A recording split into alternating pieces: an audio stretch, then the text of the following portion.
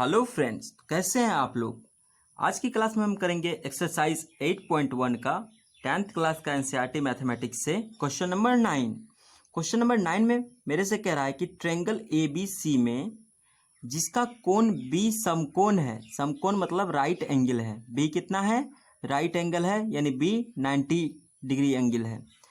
यदि tan A equals to 1/√3 तो बताइए sine A into cos C plus cos A into sine C equal to what. क्या होगा इसका आंसर। हमसे दूसरा क्वेश्चन पूछ रखा कि cos A into cos C minus sine A into sine C equal to what. तो सबसे पहले मुझे रिक्वायरमेंट किस चीज़ की है, साइन ए का वैल्यू पता करूं, कॉस सी का वैल्यू पता करूं, इसी तरह सारे वैल्यूज़ पहले पता कर लूं।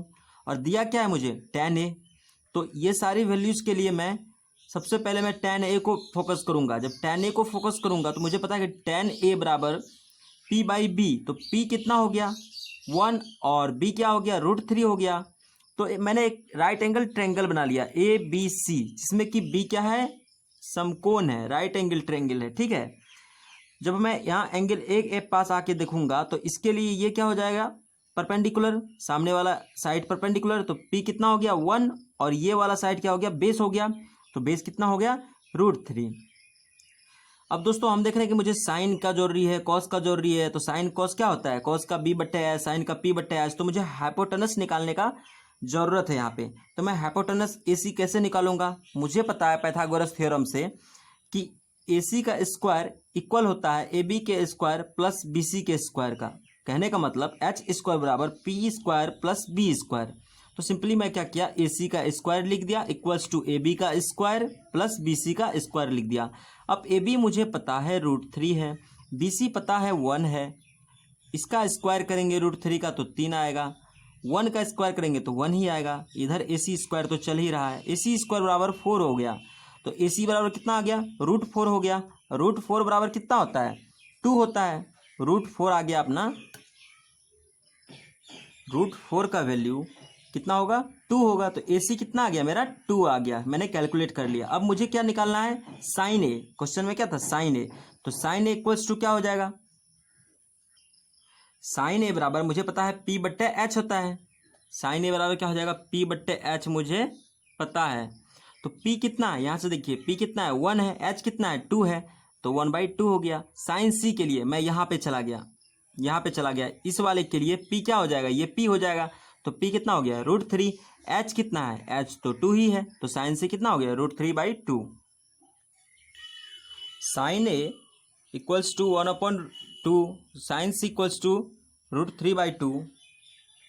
अब देखिए मुझे रिक्वायरमेंट कॉस ए की भी है, तो मैं अपने ट्रायंगल पे जाऊंगा। कॉस ए बराबर मुझे पता है b/h होता है।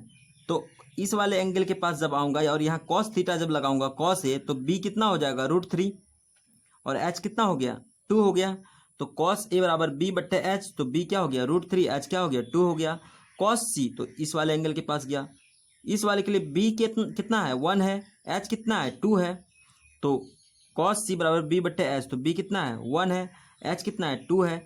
तो अब मुझे सारी वैल्यू पता चल गई, sign A, sign C, cos A, cos सी। अब मुझे अकॉर्डिंग टू क्वेश्चन क्या करना है, मुझे इसकी वैल्यू पता करना है। तो क्या करूंगा, साइन ए का वैल्यू कितना है 1/2 लिख दिया, इंटू कॉस सी का वैल्यू कितना है 1/2 है तो 1/2 लिख दिया, प्लस साइन है प्लस साइन लिख दिया। कॉस ए कितना है √3/2 है, इंटू साइन सी का वैल्यू कितना है √3/2 है, यहाँ से लिख दिया।